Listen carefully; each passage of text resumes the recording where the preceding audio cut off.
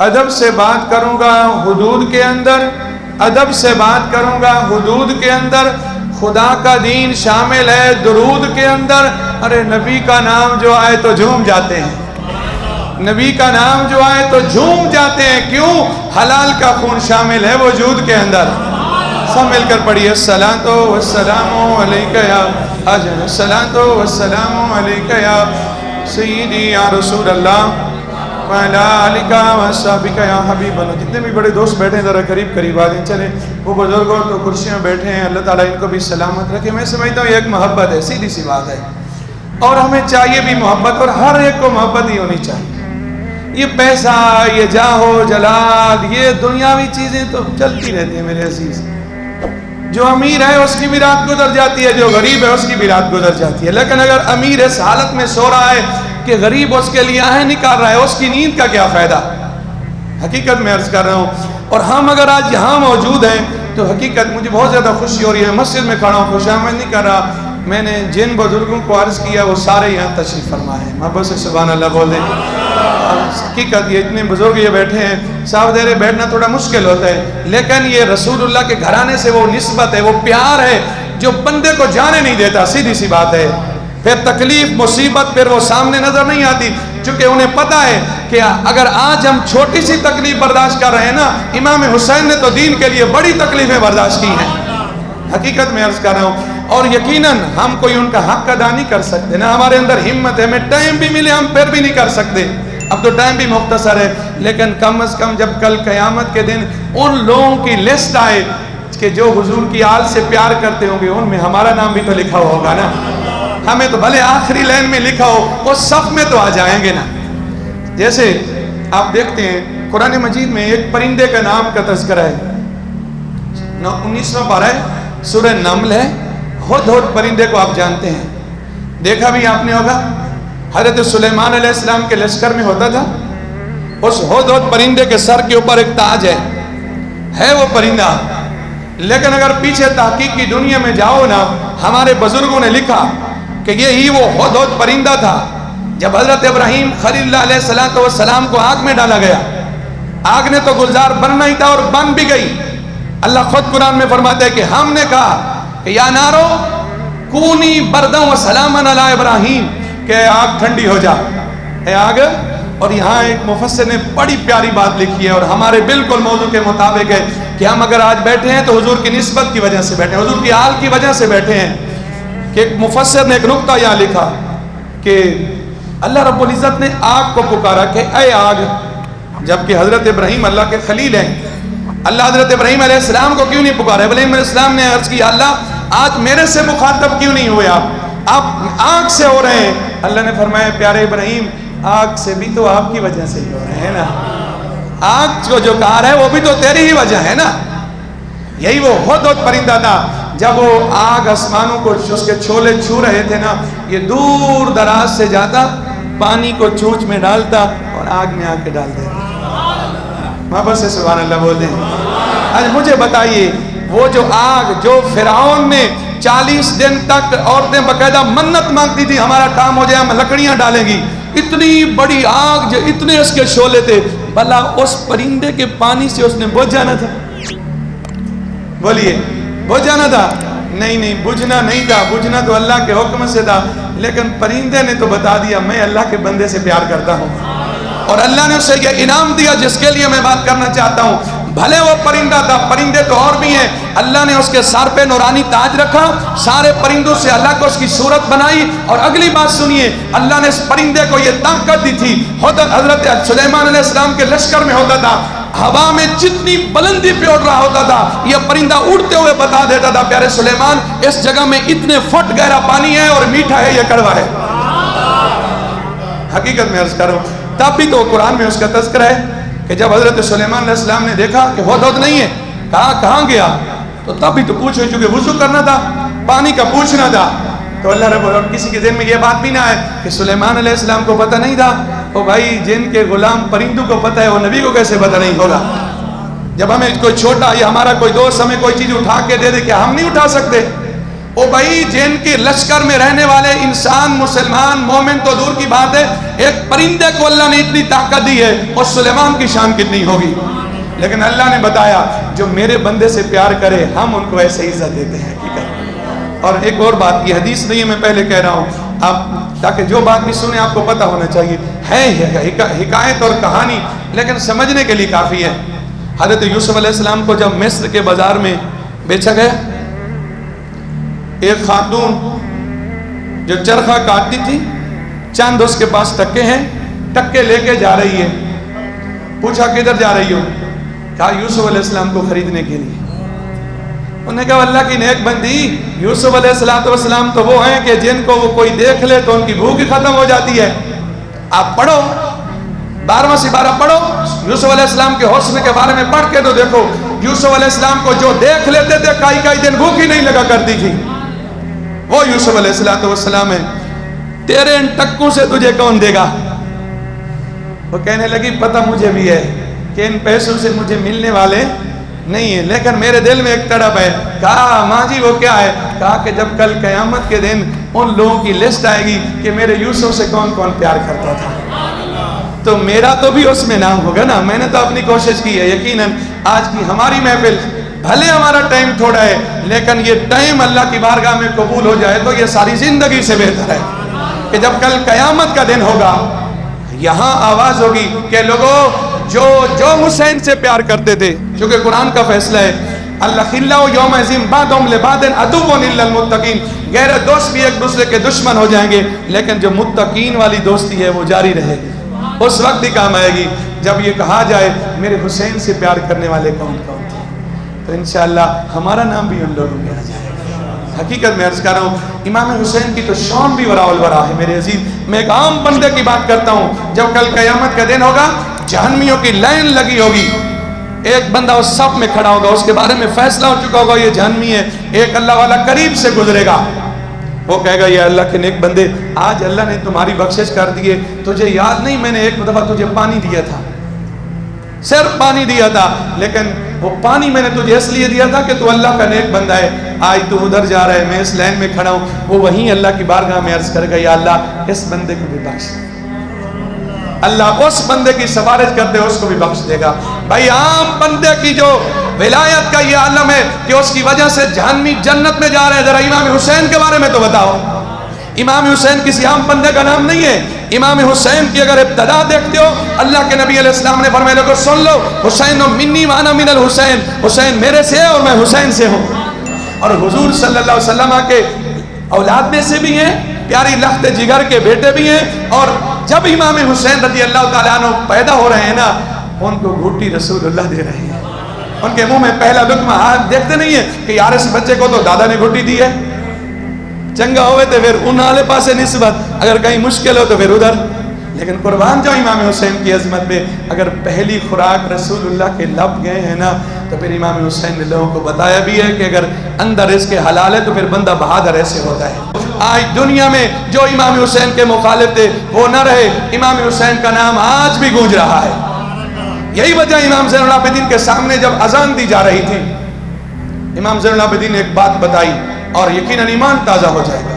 امام حسین نے فرمایا، امام زین العابدین جو امام حسین کے بیٹے ہیں، فرمایا کہ میرے بابا کو شہید کرنے والوں اور یہ سمجھنے والوں کہ شاید ان کا نام مٹ جائے گا، ذرا دیکھو تو صحیح اذان میں تمہارے نانا کا نام ہے یا ہمارے نانا کا نام ہے. بابا سے سبحان اللہ بول دے.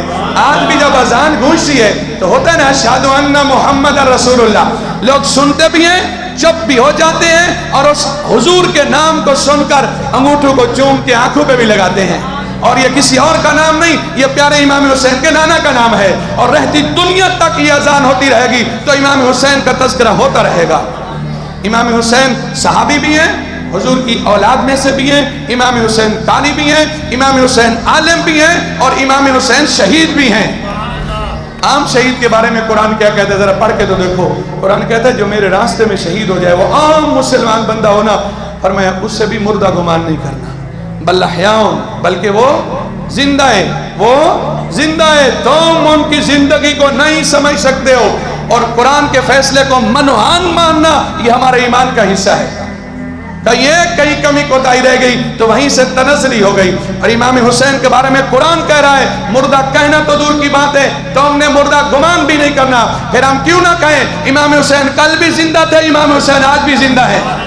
اس لیے ہم کہتے ہیں حسین جنت دا بادشاہ ہے, حسین جنت دا بادشاہ ہے. حسین آل رسول لکھ لے, دل دی تختی دے تخت اتے وفا دا پڑھ کے اصول لکھ لے. حسین جنت دا بادشاہ ہے, حسین آل رسول لکھ لے, دل دی تختی دے تخت اتے حسین دا کوئی اصول لکھ لے. حسین عامل, حسین کامل, حسین کاری کربلا دا, حسین لئی تو نماز اندر نبی دے سیدے دا طول لکھ لے. ذرا اس نقشے کو سامنے تو لاؤ نا.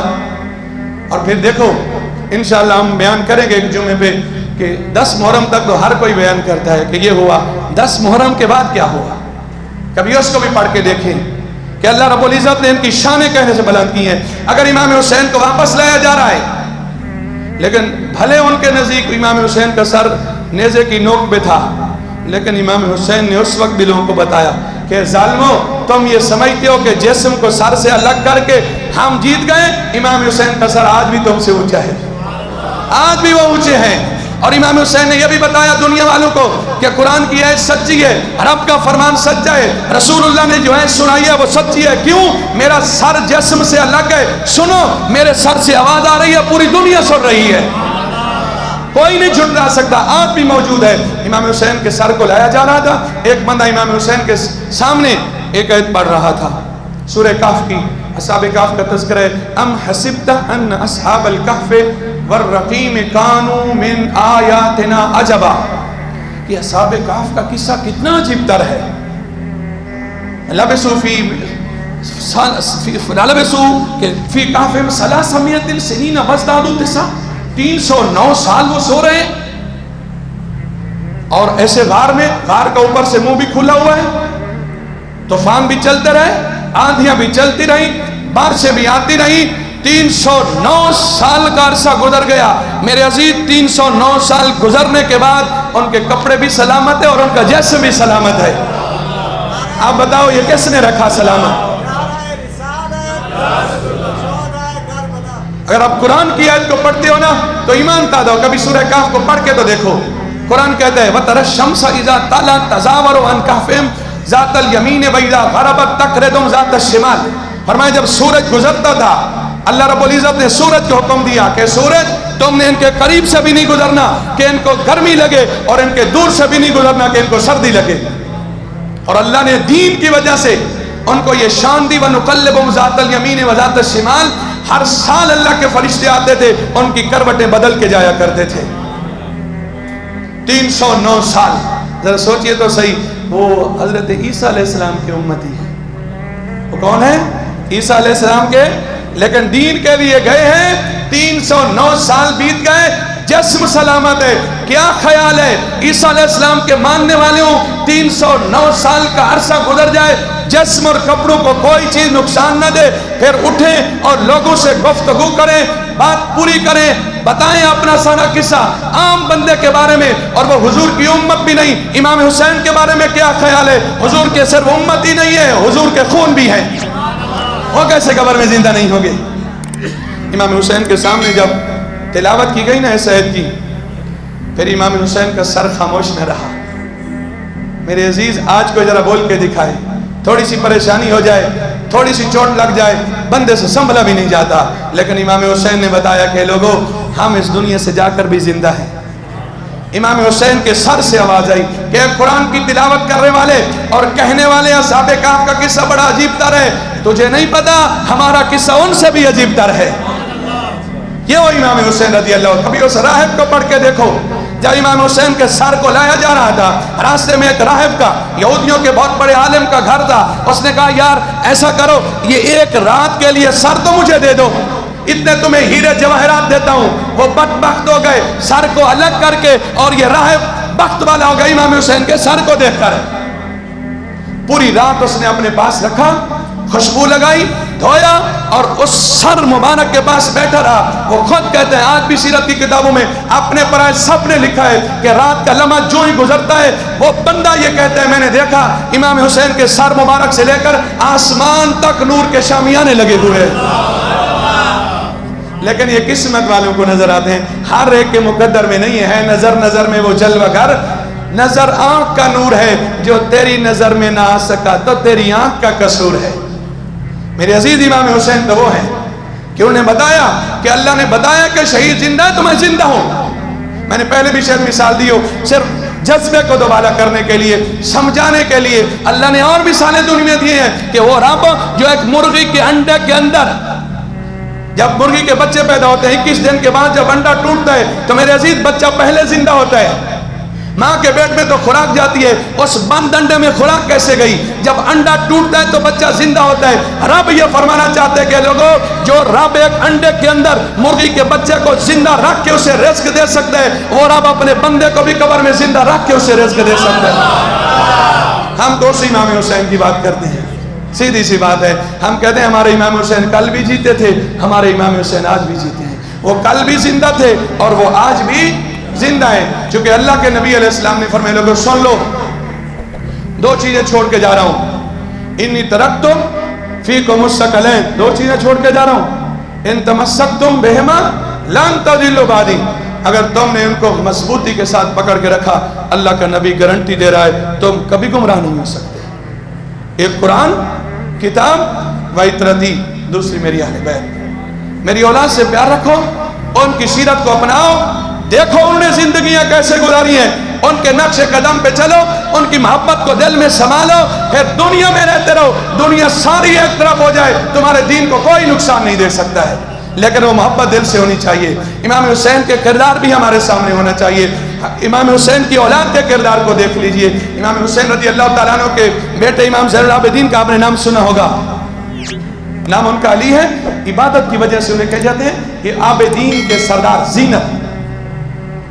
ان کا ذرا کردار دیکھیے اور ہم دیکھیں آج ہم کہاں کھڑے ہیں۔ میں اکثر اپنی محفل میں یہ بات کرتا ہوں، اس مناسبت سے کرنی بھی چاہیے۔ آج ہمارے یہاں بڑی کمی ہے، ہمارے یہاں تکبر بہت زیادہ آگے، سیدھی سی بات ہے۔ یہ تکبر ہے یا پھر منافقت ہے؟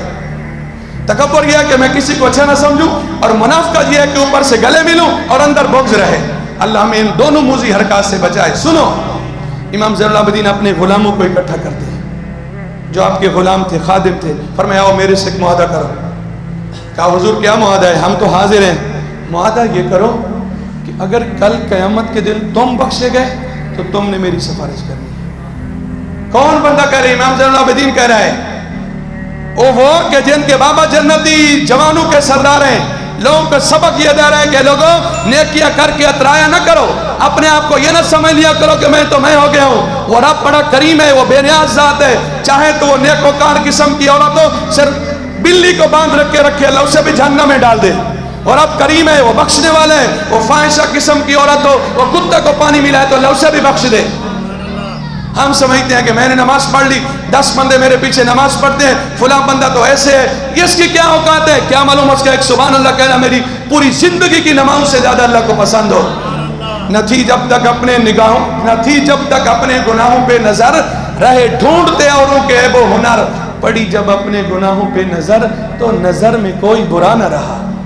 برا بندہ میں لبن چلیا تے برا نہ لبیا کوئی، جدوں میں اندر چھاتی پائی تے میں تھوں برا نہ کوئی۔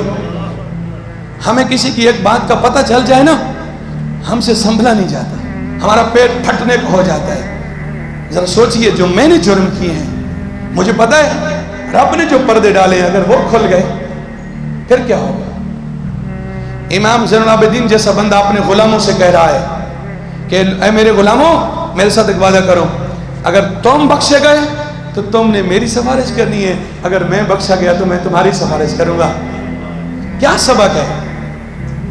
یا امام زین العابدین کی سیرت سیر اعلام نبلا اٹھا کے دیکھیں، جب آپ کو لوگ دفن کرنے لگے، دفن سے پہلے آپ کو غسل دیا، آپ کے جسم مبارک سے کپڑا جو ہٹایا، آپ کے کندھوں کے اوپر، گردنوں کے اوپر بہت زیادہ نشانات تھے، جیسے کوئی بندہ بہت زیادہ مشقت کرتا ہو، بوجھ اٹھاتا ہو۔ اگلے دن پتہ چلا، جب آپ کا انتقال ہو گیا نا، اگلے دن پتہ چلا کہ جب رات ہوتی تھی نا، لوگ سو جایا کرتے تھے، یہ امام حسین کا شہزادہ اپنے کندھوں پہ خوراک کو، راشن کو اٹھا کر مدینہ شریف میں 100 گھروں میں کھانا پہنچا کے آیا کرتا تھا، اور ان کو پتہ بھی نہیں ہوتا تھا۔ ہم تو اس گھرانے کی بات کرتے ہیں میرے عزیز۔ امام حسین رضی اللہ تعالیٰ عنہ قاری بھی ہیں اور یہ شہید بھی ہیں، اور شہید کے بارے میں قرآن کہتا ہے کہ لوگوں انہیں مردہ گمان بھی نہیں کرنا۔ اور یہی وہ امام حسین رضی اللہ تعالیٰ عنہ ہیں، اللہ کے پیارے نبی علیہ الصلوۃ والسلام انہیں سامنے بٹھا کے ان کے لبوں میں اپنے لب ڈالا کرتے تھے۔ میں اکثر کہتا ہوں میرے عزیز، حجر اسود کو ہر کوئی چومتا ہے، ہر بندے کی خواہش ہوتی ہے میں چوموں، کیوں کہ رسول اللہ نے انہیں چوما ہے، ایسے ہے یا نہیں ہے؟ ارے حجر اسود کو رسول اللہ نے کتنی دفعہ چوما ہے، تو ذرا سوچئے امام حسین کو کتنی دفعہ چوما۔ حضرت عبداللہ بن عمر رضی اللہ تعالیٰ عنہ جا رہے ہیں، ایک جگہ پہ اونٹنی کو چکر دلا رہے ہیں، گھما رہے ہیں۔ کسی نے پوچھا کہ عبداللہ بن عمر یہاں کوئی گول چکر بھی نہیں ہے، یہ گھمانے کی کیا وجہ ہے؟ سنیے ذرا، ایمان تازہ ہو جائے گا۔ حضرت عبداللہ بن عمر کہتے ہیں اور کوئی وجہ نہیں ہے، میں اس لیے چکر دلا رہا ہوں، رسول اللہ یہاں اونٹنی کو گھما رہے ہیں۔ تمہیں کچھ خبر ہے میں کیا کر رہا ہوں؟ تمہیں کچھ خبر ہے میں کیا کر رہا ہوں؟ میں پھیرے کیوں ناکا کو لگوا رہا ہوں، اونٹنی کو بولتے ہیں ناکا عربی میں، کہ تمہیں کچھ خبر ہے میں کیا کر رہا ہوں؟ میں پھیرے کیوں ناکا کو لگوا رہا ہوں، مجھے شادمانی اسی بات کی ہے، ادا سنت مصطفیٰ کر رہا ہوں۔ ذرا سوچئے جو صحابہ حضور صلی اللہ علیہ وسلم جس جگہ پہ سواری کو گھمائیں، وہ جگہ اس جگہ پہ سواری کو گھمائیں، اور ایک نبینا صحابی ہیں، یقین جانیے کوئی جھوٹی بات نہیں ہے، حوالے کا میں ذمہ دار ہوں، مستند بات ہے، یہ نبینا صحابی ہیں، ایک جگہ سے جا رہے ہیں اور اس جگہ سے اونٹنی پہ سوار ہیں، سر اپنا نیچے کر لیتے ہیں۔ کسی نے پوچھا بھائی یہاں سر جھکا، ہم تو عموماً کوئی چیز آئے تو تب سر نیچے کرتے ہیں، کہا کیوں؟ نظر کچھ نہیں آ رہا، کہا مجھے اور کوئی پتہ نہیں ہے، جب میں حضور کے ساتھ اس جگہ سے ہوتا تھا نا، اللہ کے نبی علیہ السلام سر کو جھکایا کرتے تھے۔ لوگوں نے پوچھا بھائی وجہ کیا ہے؟ تو جب تحقیق کی تو پتہ چلا یہاں ایک درخت تھا، اس کی ٹہنی نیچے کو تھی، رسول اللہ جب سواری سے گزرتے تھے حضور سر کو جھکاتے تھے، آج حضور صحابی بھی سر کو جھکاتے تھے۔ ذرا سوچئے صحابہ کہ حضور کے جسم سے جو پانی لگے وضو والا، صحابہ وہ ہاتھوں پہ لے لیں، اپنے جسم پہ مر لیں، حضور کے بال مبارک رکھ لیں اور وصیت کریں مرنے کے بعد ہمارے کفن پہ رکھ لینا، حضور کے ناخن رکھ لیں کہ مرنے کے بعد ہمارے کفن میں رکھ دینا، یہی بخشش کا ذریعہ ہوگا۔ حضور کے جسم سے کپڑا لگے، حضور سے مانگ کے لوگوں کو نصیحت وصیت کریں میں مر جاؤں کہ میرا اسی سے کفن بنے۔ میرے عزیز جو صحابہ حضور کے بالوں سے اتنا پیار کرتے ہو، حضور کے جسم کے ساتھ لگنے والے کپڑے سے اتنا پیار کرتے ہو، ذرا سوچئے تو صحیح، وہ امام حسین جو حضور کے لخت جگر ہیں اس سے کتنا پیار کرتے ہوں گے۔ ہاں یہ لوگوں کو گمراہ کرنے کی ناکام کوشش مت کریں کہ صحابہ اور آل پاک میں آپس میں کوئی معاذ اللہ دشمنی تھی۔ اگلے جمعے میں آپ سنیں گے، میں آپ کو بتاؤں گا کہ صحابہ اور حضور کی آل کا آپس میں تعلق کیا تھا، ان کی رشتہ داری کیسی تھی، ان کی برادری کیسی تھی، یہ ان پہ تن من دھن قربان کیسے کرتے تھے۔ ایک بات بتا کے بات ختم کرتا ہوں، سنیے، حضرت عمر جیسا بندہ ہے، عمر کے 22 لاکھ مربع میل حکومت ہے، تقریباً 40,000 مساجد بنانے والا حضرت عمر پاک رضی اللہ، 100 سے زیادہ علاقے فتح کرنے والا عمر جیسا بندہ حضرت امام حسن کو بلا کے کہتا ہے، اے امام حسن تم میرے پاس آئے تھے اور مجھ سے ملے بغیر کیوں چلے گئے ہو؟ امام حسن کہتے ہیں کہ حضور جب میں آیا تو میں نے پوچھا کہ حضرت عمر کدھر ہے، لوگوں نے کہا وہ اندر کوئی خاص بات کر رہے ہیں، پہلے ان کے بیٹے عبداللہ بن عمر آئے ہیں، انہیں اجازت نہیں ملی تو میں واپس چلا آیا، میں نے کہا چلے پھر مل لوں گا۔ فرمایا میرے بیٹے اور آپ کا کیا مقابلہ ہے، آپ کا کیا موازنہ ہے؟ فرمایا آپ کو کبھی اجازت لینے کی ضرورت نہیں، یہ بادشاہت بھی تمہاری ہے، یہ سب کچھ تمہارا ہے۔ اور حضرت عمر جیسا بندہ یہ کہنا چاہ رہا ہے، سر پہ ہاتھ رکھ کے کہتا ہے یہ جو میرے سر کے بال ہیں نا یہ بھی تمہاری وجہ سے، جیسے ہم کہتے ہیں کہ یار ہماری عزت ہے تو تمہاری وجہ سے، حضرت عمر جیسا بندہ کہہ رہا ہے۔ اور حضرت امام حسن سے کہہ رہا ہے، فرمایا کہ یہ جو ہمارے سر کے بال ہیں نا یہ بھی تمہاری وجہ۔ حضرت عمر جیسا بندہ منبر پہ بیٹھا ہے، حضرت امام بکر صدیق کے بارے میں بھی عمر کے بارے میں بھی ہے۔ امام حسین آتے ہیں، جیسے چھوٹے بچے کہتے ہیں اللہ کے نبی علیہ السلام کا وصال ہو جاتا ہے، حضرت امام حسین کہتے ہیں ابو بکر ممبر سے اترو، یہ تو ہمارا ممبر ہے۔ سبحان اللہ تو بول دیں، یہ کیا ہے؟ یہ ہمارا ممبر ہے۔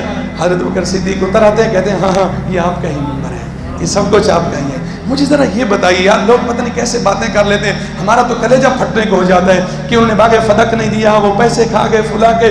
بھائی ابو بکر صدیق جیسا بندہ اگر حضور فرما دے تو گھر کا سارا مال لا کے رکھ دے، اور پوچھا جائے ماں ابقیت لأہلک کا، گھر والوں کے لیے کیا چھوڑ کے آئے ہو، اور کہے ابقیت اللہ و رسولہ، یا رسول اللہ گھر میں سوئی تک نہیں چھوڑی، سب کچھ لا کے آپ کے قدموں پہ قربان کر دیا۔ حضرت عمر جیسا بندہ آدھی پوری اپنی ملکیت میں ساری جائیداد لا کے رسول اللہ کے قدموں میں رکھ دے، ان کے بیٹوں کے وظیفے زیادہ مقرر کرے، شہزادی آئے تو نکاح شہزادے سے کرے، ہیرے جواہرات سارا کچھ دے دے، بھلا انہیں چھوٹے سے باغ کی کیا ضرورت تھی جو حضور کے تن من دھن پہ سب کچھ قربان؟ حضرت عثمان جیسا بندہ اگر حضور کہہ دے کہ یہ جگہ خریدنی ہے، جگہ کو دیکھا ہی نہ، وہیں کھڑے کھڑے جائیں اور کہے کتنے پیسے لینے ہیں، وہ کہے 80,000 درہم لینے ہیں، فرمایا 80 لاکھ بھی مانگتا تو عثمان تب بھی تمہیں دے دیتا، کہ میں تمہیں نہیں پتا، کسی عام بندے نے یہ نہیں فرمایا، یہ آفر رسول اللہ نے کروائی ہے، اور کہا گیا کہ عثمان ذرا دیکھ تو لیتے اس زمین کو خریدنی جو ہے۔ عرض کیا رسول اللہ جو دیکھ کے خریدے وہ تاجر ہوتے ہیں، ہم تو عاشق ہیں، کرو تیرے نام پہ جہاں فدا، نہ بس ایک جہاں دو جہاں فدا، دو جہاں سے بھی نہیں جی بھرا، کروں کیا کروڑوں جہاں نہیں۔ میں اس نقشے کو پیش کر کے بات ختم کرتا ہوں شعر کی صورت میں کہ سر مبارک تھا سجدے اندر، کہ جب اللہ کے نبی علیہ السلام سجدے میں ہیں، امام حسین کندھوں پہ سوار ہیں، اس نقشے کو کسی نے کھینچا کہ سر مبارک تھا سجدے اندر، نماز سرور پڑھا رہے تھے، حضور آگے صحابہ پیچھے کر فرض اپنا ادا رہے تھے، ماحول ایسے میں مسکرا کر، شبیر امام حسین کا لقب ہے، ماحول ایسے میں مسکرا کر شبیر گھر سے آ رہے تھے، حسین پشت نبی پہ بہ کے زمانے بھر کو بتا رہے تھے۔ محبت سے سبحان اللہ بول دیں۔ سجدہ ہے، امام حسین کندھوں پہ سوار ہیں، رسول اللہ سجدے کے عالم میں، ذرا سوچئے جب رسول اللہ سجدے میں سبحان ربی الاعلیٰ یا جو دعائیں پڑھ رہے ہوں گے، امام حسین کندھوں پہ سوار ہوں گے، رسول اللہ کو پتہ نہیں چلا کہ کندھے پہ کون سوار ہوا ہے؟ حضور کے دل میں امام حسین کا خیال نہیں آیا؟